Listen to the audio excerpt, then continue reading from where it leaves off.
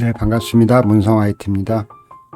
이번은 이제 제가 기출 문제로 내줬던 6개의 문제 중에서 이제 마지막 2번 타입의 세 번째 문제를 한번 여러분들하고 같이 한번 고민해 보도록 하겠는데요. 문제 유형은 우리가 기존에 봤던 여러 가지 기출 문제나 제가 내줬던 예상 문제를 크게 벗어나지 않는 문제입니다. 하나의 예상만 제를 주의를 하신다면 어렵지 않습니다.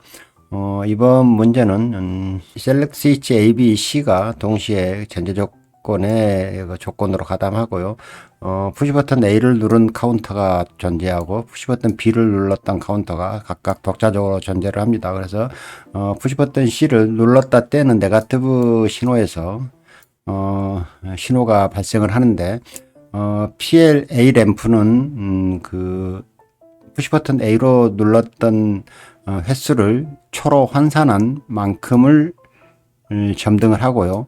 바로 이어서 2초짜리가 푸시 버튼 B로 눌렀던 카운트만큼을 점등을 하는데, 그러니까 2초 주기가 두 번을 점등하면 여기가 되겠죠. 그런데 여기에 보면 PLB의 마지막 주기의 소등 시간은 제외된다는 이런 예상이 있습니다. 그러니까 마지막 주기 이 시간이 제외되고 바로 램프 A의 점등으로 이어진다는 겁니다. 그래서 실제 보면 이제 사이클 타임은 여기서 여기까지가 사이클 타임이 될 텐데 지금 이 램프 A를 제어하는 것은 뭐 어렵지 않습니다. 그런데 이 램프 B를 제어하는 이 부분에 마지막 소등 시간을 제외한다는 이 부분에 신경을 쓰면 좀 될 것 같고요.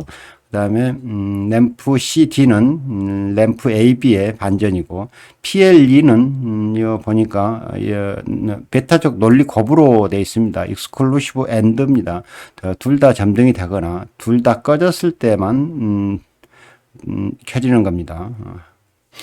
이런 부분으로 되어 있고요. 그 다음에 푸시 버튼 C는 중보 눌러줄 수 없고 반복 점등이 진행 중일 때는 카운터 값이 변경될 수 없다는 이런 제약 조건에 대한 예상 처리만 잘 하시면 문제 없이 풀릴 것 같은데, 그래서 제가 일단 이런 문제를 이렇게 한번 풀어봤는데 먼저 보도록 하죠.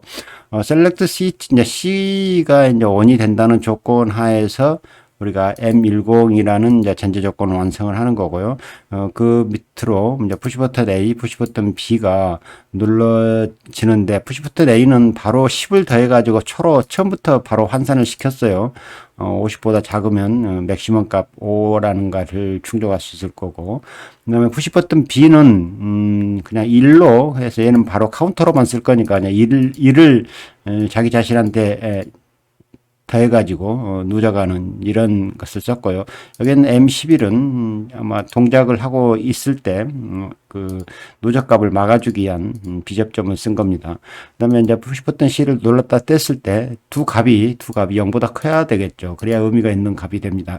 그랬을 때 이제 M11이라는 내부 접점이 플래그가 셋이 되면 M11 안에서 돌아야 되는데, 이제 이게 제가 말하는 체인드 타이머의 형태죠. 제일 먼저 D12 10만큼 여기서 이제 PLA로 푸시 버튼 A로 점등 카운트했던 만큼의 초 시간이 돌고요. 그러면 여기서 이 시간을 지칭하는 겁니다. 이 시간이 되는 거고, 이 시간이 이제 완성이 되면, 온이 되면 그 다음에 이 시간이 바로 연동이 되는 거니까 1초짜리가 한번 돌고 여기 1초짜리가 이어서 돌죠. T11이 얘를 트리거링하고, 그러면 그러고 나서 이 자기 자신이 T11을 비접점으로 끊어주니까 이 부분이 이제 2초짜리가 1초가 묶여서 2초짜리가 반복을 할 텐데, 여기서 우리는 T11에 주목을 합니다. T11 시간이 한번 온이 될 때마다 D12, 그러니까 우리가 카운터 푸시 버튼 B로 만들었던 카운터 값은 D12 값이죠. D12까지 업 카운트를 한번 만들고요. 업 카운트가 될 때 이 비접점으로 여기를 끊어준다는 이런 발상입니다. 그런데 이 업 이 카운터의 또 문제는 자기가 한번 올라갔을 때 반복을 하기 위해서는 자기 값을 계속 지워줘야 되는 이런 문제가 있거든요. 그래서 이렇게 자기 자신이 온이 됐을 때, 그 카운터 값을 다 채웠을 때 다시 리셋하는 이런 루틴을 하나 만들어 추가를 했고요. 그 다음에, 지워야 될 것은 M11 카운터 값, 그 다음에, D 데이터 타입으로 쓰고 있는 거. 그래서 M11이 온 됐을 때 T10이 비접점이 되는 이 부분입니다. 예, 이렇게 돼 있죠.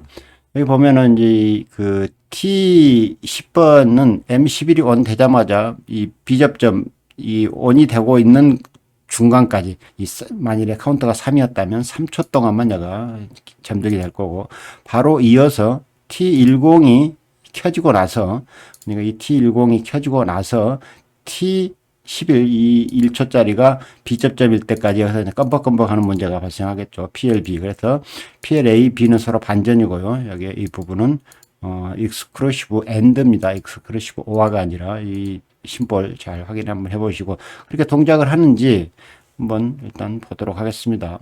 셀렉트 스위치가 켜지면은 전체 세 개가 이렇게 켜져야 되는 건 맞고요.